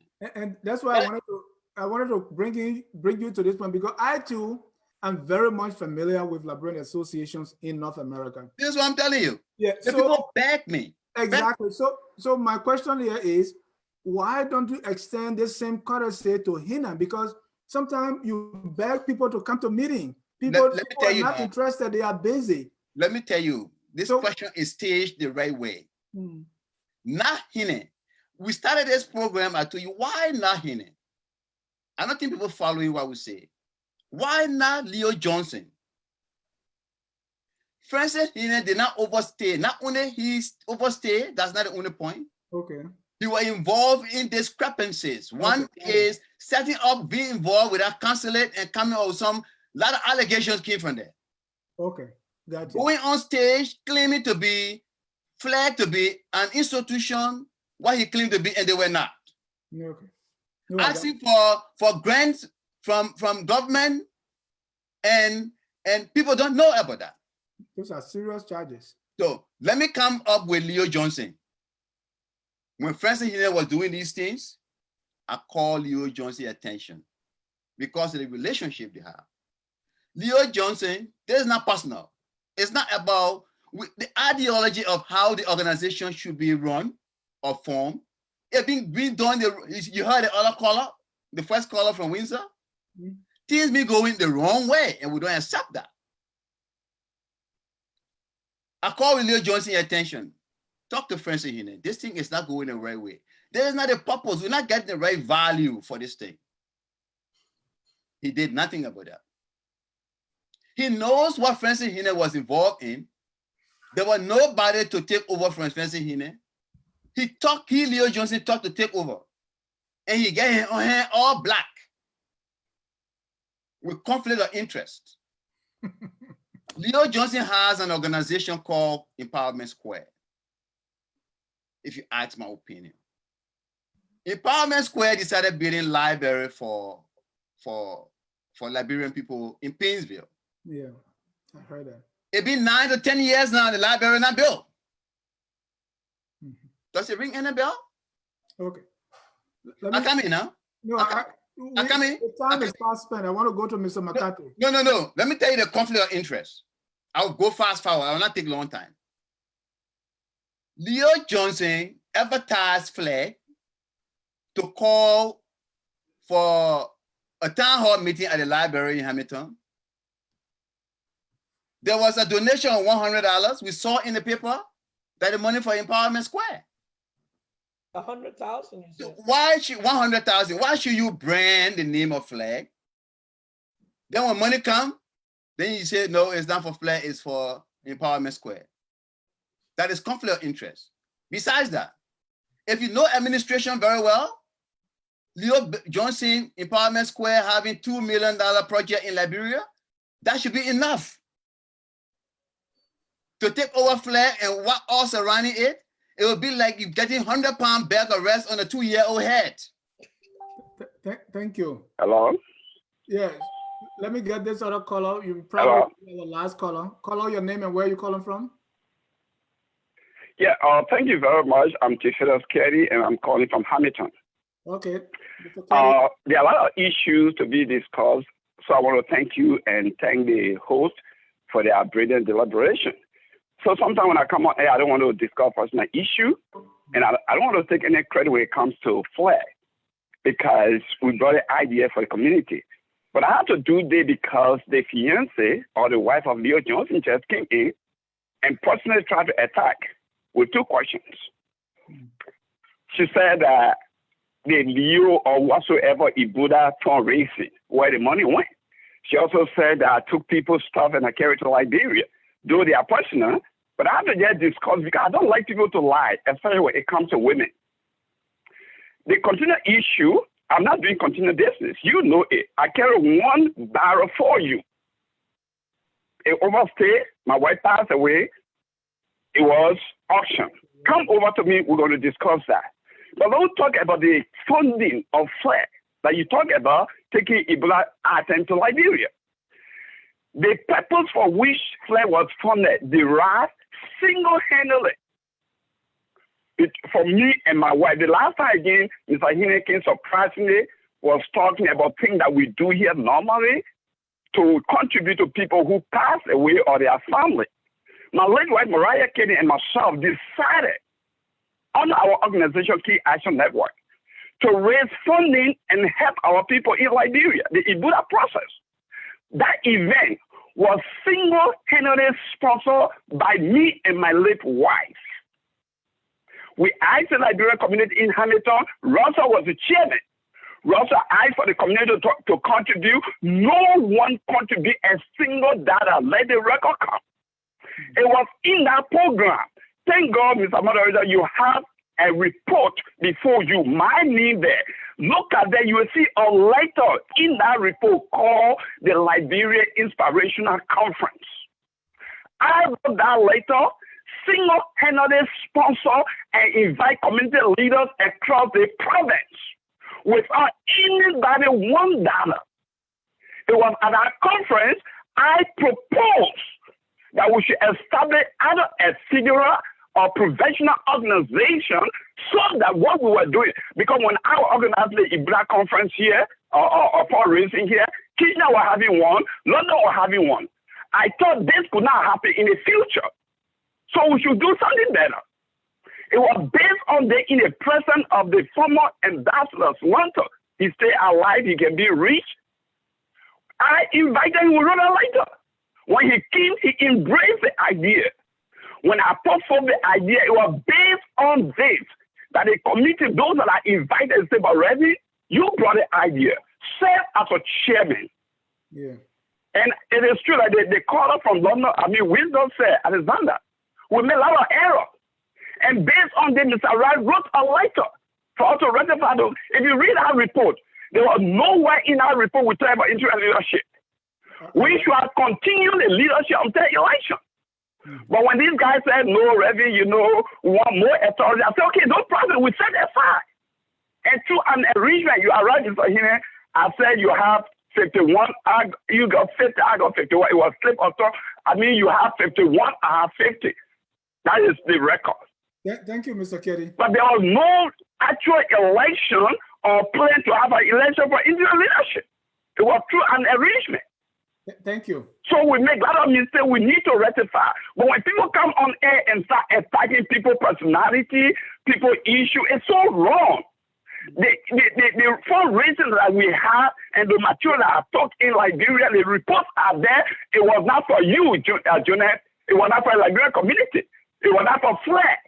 Look at our record. Key Action Network hosted our program single-handedly. Like anybody can say, I contributed $5 besides the ticket we sold out and the t-shirt. And the dinner that you pay for. Thank you. Thank you, sir.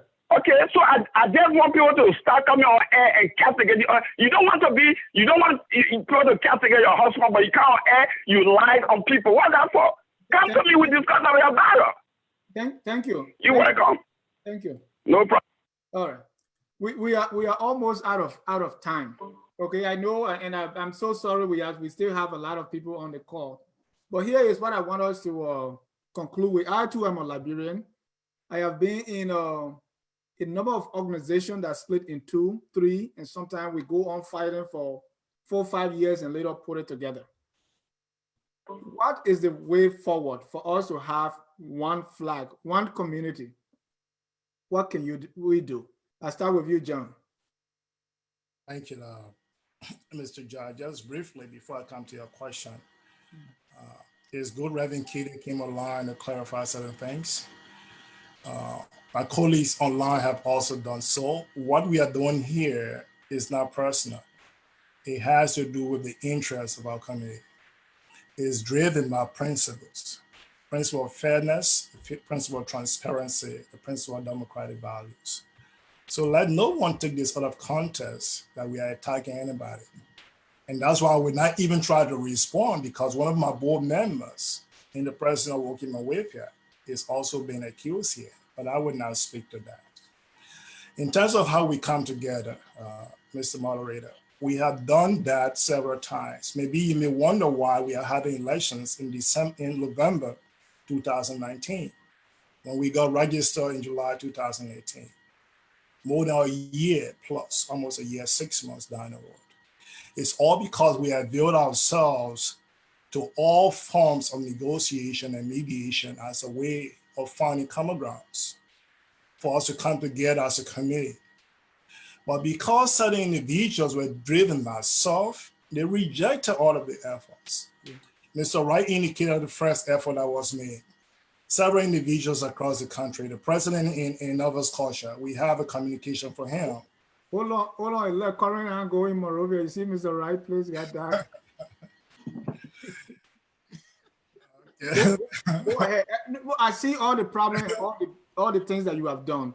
So it's like we have built ourselves. So it's not from our end, Mr. Moderator. Even up to July 2018, when people were calling for elections in Windsor, we told them, let's allow common sense to prevail. Let's come together, resolve this, and have one convention. But for reasons best known, whether some of these individuals were afraid that if you have a collection of all Liberians, qualified Liberians together, maybe it stands zero chance of winning elections, they rejected every effort on our part. And after that illegal elections in Windsor, that's when we decided that we also going to have a convention and elect our first, team of executives.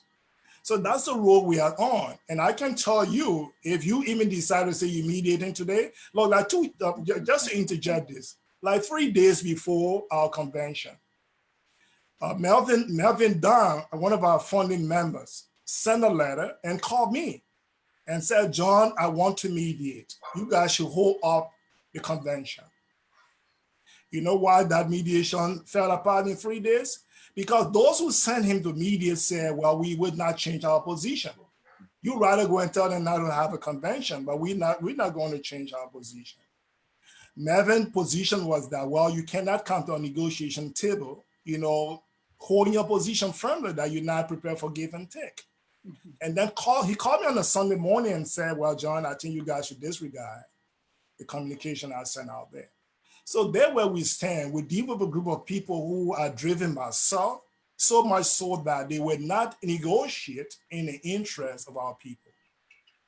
Thank you. Mr. Wright is having some. Mr. Wright, I'm coming to you before I go to. I want to gain more of you from Banga. Okay, well, you're in Ghana's now. Yeah, man, at least in time. Okay, here is the thing. You represent, for a long time, you represented a community or the head of the community in Windsor. As I alluded to before, London. Liberian organizations always have problems. In fact, someone posted yesterday, oh, our virus finished catching them in Canada. We thought they were doing well. So we all recognize this is a problem, no matter how we try to say, oh, the other side, it doesn't matter from both ends. Mm-hmm. This is a problem. Mr. Wright? Yeah. We teachers love to solve problems.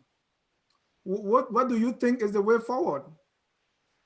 Dennis, thank you so much. The way forward is for lab to stop. From flag to lab. Will you believe that with the conflict of interest, there's no argument about that Leo Johnson has? There you go. You're going back to the problem. No, but he said way forward now. Yeah, way forward. No. You see, if you don't want my opinion, then why you call me on the show? No, I want your opinion. I don't want you to then give me chance. You don't know the direction the conversation is going. I'm setting up something. Okay, go ahead. What I'm setting up, it requires, you have to understand, it is not about us, it is about the people. Mm-hmm. We were in leadership, transitional team. Mm-hmm. But we left that leadership because we're not here for leadership. We only got in leadership to stop what Francis Hine and Leo Johnson were doing. There are a lot of discrepancies going carried on by Leo Johnson, but I will only like you to highlight conflict of interest between Empowerment Square and Flag. Francis Hine started in Hamilton. They had a convention in Hamilton to raise money to get to Empowerment Square. As I will explain to you about the library project, the 100,000 they gave, that's just recent, that's just one example, we don't have time. But you can't advertise in the name of Flag and take money. What do they have to say about the new administration that we have? Because we are out of the picture. It's not about Prince, right? It's not about John McCarthy. It's not about Reverend Caddy now. The administration of Flag is in the hand of reputable people. And they claim that these people came from nowhere. Fine. It even justify why we should stand for. If you're a Liberian living in Canada, you are qualified, contribute your services, you can become. When we put our election, we call people all across the board. We send a message all around. Anybody qualified want to be? Nancy was nominated by people. She was endorsed by 2 permanent people. On top of that, we got record for that. So if you ask my way forward, Leo Johnson, with all the discrepancy, I will ask that they apologize to the Liberian people. Leo Johnson and Francis Hine should apologize to the Liberian people. We will take them on board. Once they take them on board, they work with the administration like that. For me, if you look at the structure of an organization, right now, if I'm to resign as board member, I will resign today for the good of the community. But let Leo Johnson step out to say he can resign today. You will not see that. I bet somebody thousands of dollars. No, because board member. Okay, so the way forward we were steering the affairs. Just understand it, Dennis. So we were steering the affairs of the organization. The way forward to you is for Francis Hine and Leo Momba and Leo Johnson to apologize to the Liberian people for what they have done. And then they come and work under the Nancy Reeves administration. Exactly. That's the legitimate people. Okay, let me go to there is still anyway, let me go to Ms. Reeves. Okay. Let me set this up because I want to see most people want to see a flag that is all of Canada, everybody participating, and we are all, even though it's very difficult because some of the circumstances we work under are very tough. We are busy. So most of the time we go to meeting either to remove somebody or to put somebody in power. Afterward, we draw back. Have you been to our website? Hey, Prince, wait small. No, have you been to our website? No. Try to go there. What is the website? Flagcanada.org. then some of the things people telling you, you will have answered them before you come to ask us these kind of questions. Prince, your tune is not right. What you call Listen to me. Listen. What you call these kind of questions?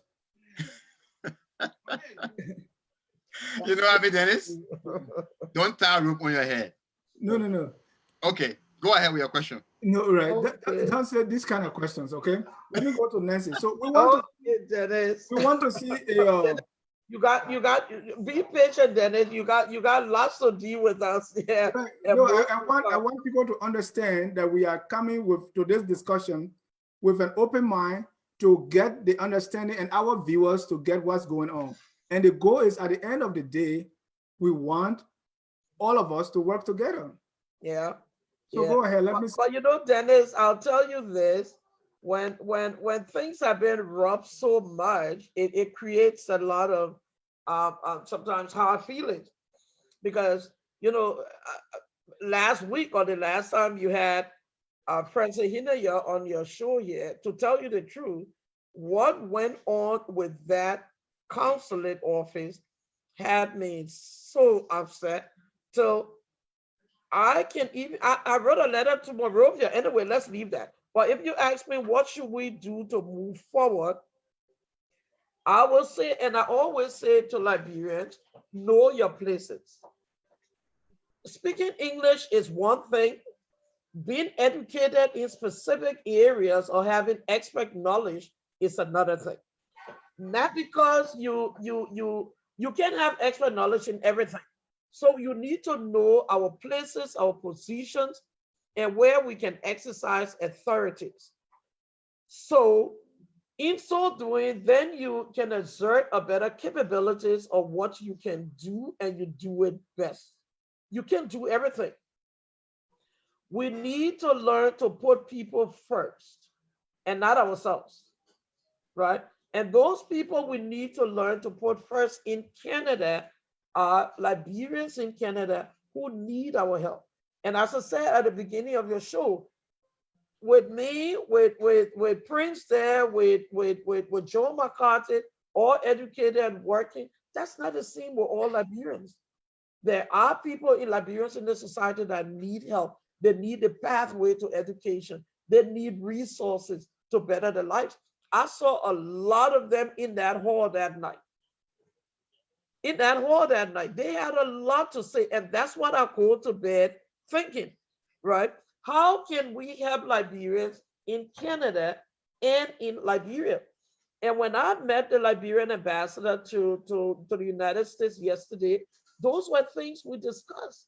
How can we, if even we bring a consulate here in Canada, how can it be of help in the areas of health, infrastructure development, education?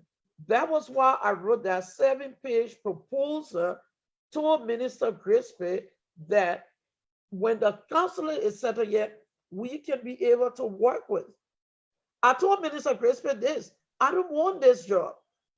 I'm a full-time college professor. I love doing that.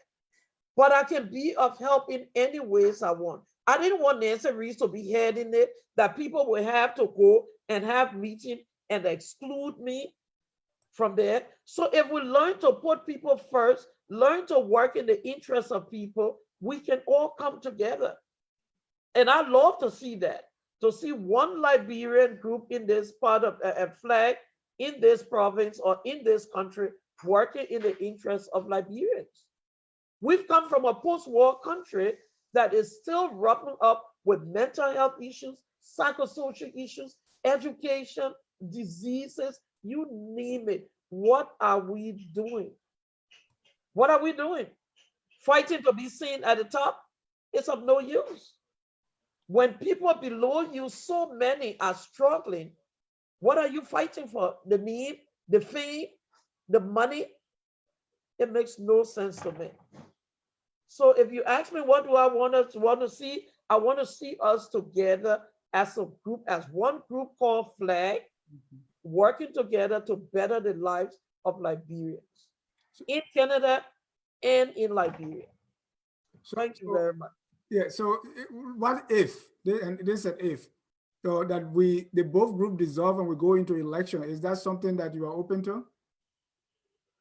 You asking me that? Oh, I would be running. But for now, we had a legitimate election. Leo Johnson just dissolved whatsoever he had and called it locked. So as far as I'm concerned, I told you at the beginning, we have one flag. And as Mr. Rice said, just the name. Realize you've done a lot of wrong. Come and join. There's nothing about saying I'm sorry. Let's work together. Then we can all hug one another and shake hands and work together. All right. Thank you so much. Sometimes too, even though we all want unity, but sometimes people can still be different groups and still do something. We see that in the Bible when Paul and his men had to go their separate ways to work together, and the gospel was still carried forward. So it's also a possibility. I don't want to be the one to say that having two separate organizations is the worst thing that's ever happened in the world. But I'm saying that it's better that we work together. But even if that is not possible, what can we do to impact our communities here in North America and also our people back home? That should be something that we should all think about and that we should all work towards, because at the end of the day, Liberia is the only country we have. And it's not, things are not going so well back home. So what we do here, we that are ambassadors of our country, what we do will also reflect on the country that we come from. So let's do our best so that we become true ambassadors of Mama Liberia. Let me hear your final words for 1 minute each. I'll start with you, Mr. McCarthy, and then we can end the show. Thank you, Mr. Jai. Well, what I would like to say to our viewers and to Liberians across this country, and even those watching from the US and elsewhere, there are certain fundamental values democratic values that most of us still don't subscribe to, and for which, our country came from being a piece Southern and West Africa. And today we are much more like, at the very end when it comes to progress. These are things that some of us who subscribe to democratic values cannot countenance. And we are driven by those principles. We have to set precedents. If we have to make our society here better and make our country better, we have to make sure that we don't sit and allow things which will set us back to prevail. So it is not personal what we are doing. If, for instance, you are given a mandate to lead, we should know that these are democratic values we should not deviate. If we deviate, there shouldn't be any compromise. And that's the reason why those of us who subscribe to democratic values told him, you have deviated. And if he's a man of principle, he will agree with us that he deviated. He was given a year and he took 4 years. So if your compatriots who trusted you place you there and say your time is up, just respect that for the interest of the common good. These are values I'm calling on my compatriots here to adhere to, or else we will continue to transport those same behavior, even if we are given the opportunity to lead some reform, and it will lead us nowhere. It saddened my heart that Liberia, when I was a kid, others came to Liberia seeking for work, seeking for opportunity. Today, we leave and go to other countries in the region seeking for help and for opportunity. We cannot sit back. My roommate at university once said, and often said, evil thrive in the land when good men sit and do nothing. And I would like to add, when good women sit and do nothing. Let's learn from this as we go forward. Thank you. Prince? Yes, buddy. Your final words. Well, I thank you, Dennis, for the show. And I thank the Liberian people for watching. Let us put the people first. Let us put the Liberian community first. And let us respect the rule of law or the democratic process. If a group come out to protest against you, and you find out that that is justified in the civilized world that we live in, it's best that you resign. I understand that everybody has network. Leo has network, Francis Hine has network, John McCarthy has network, but that's not doing us any good, because the divisiveness is to the extent that families are divided. Mm-hmm. And that is wrong. Today, as I said, if it is justified that I should exonerate myself from flag today, I will do that for the good of the people. I'm calling on Leo Johnson and Francis Hine and those followers. The level of conflict of interest between Leo and Flag and Empowerment Square is to the peak that we should not wait any longer. Thank you, sir. Let us do the right thing by following people that will seek our interests. Professor Reed is ready to deliver. Thank you. Thank you. Ms. Reed, your final thoughts. Thank you so much, Dennis. As I heard from John and Prince, I mean, everything they said, it's so on track. And I will say to Leo, to Francis Hine, when I was elected that night, that was a room full of people, women. I saw children running in that room, and all that came to my mind is, what future are we ready to create or putting in place for these children? I've been in the education system in Canada almost for more than 10 years, and you always have a department when it comes to the pathway of education. The white man never stopped providing resources to better the lives of the people. We can do the same. What I heard from those people in that room that night have motivated me to doing a lot more. And we keep learning.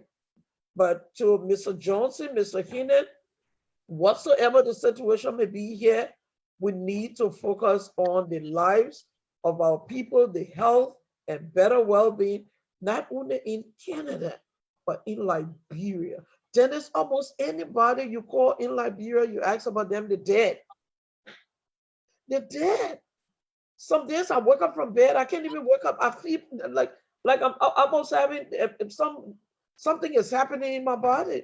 Why are people wasting when we have the resources here that can better the lives of our people? All we need to do, come together, put our fingers on the computer, fill up some grants, and love it around here. Why?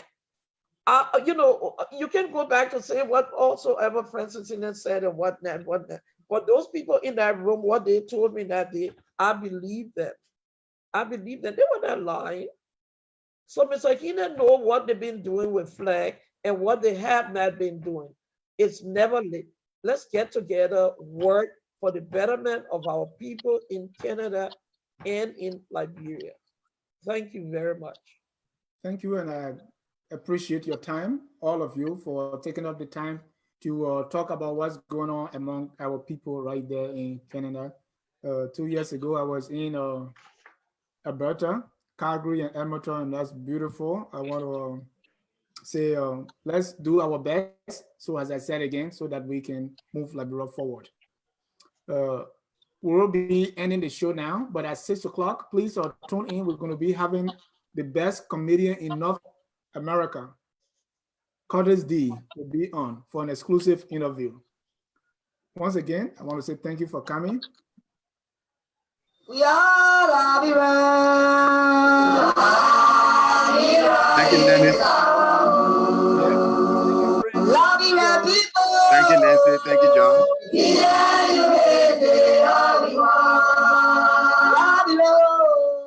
With us.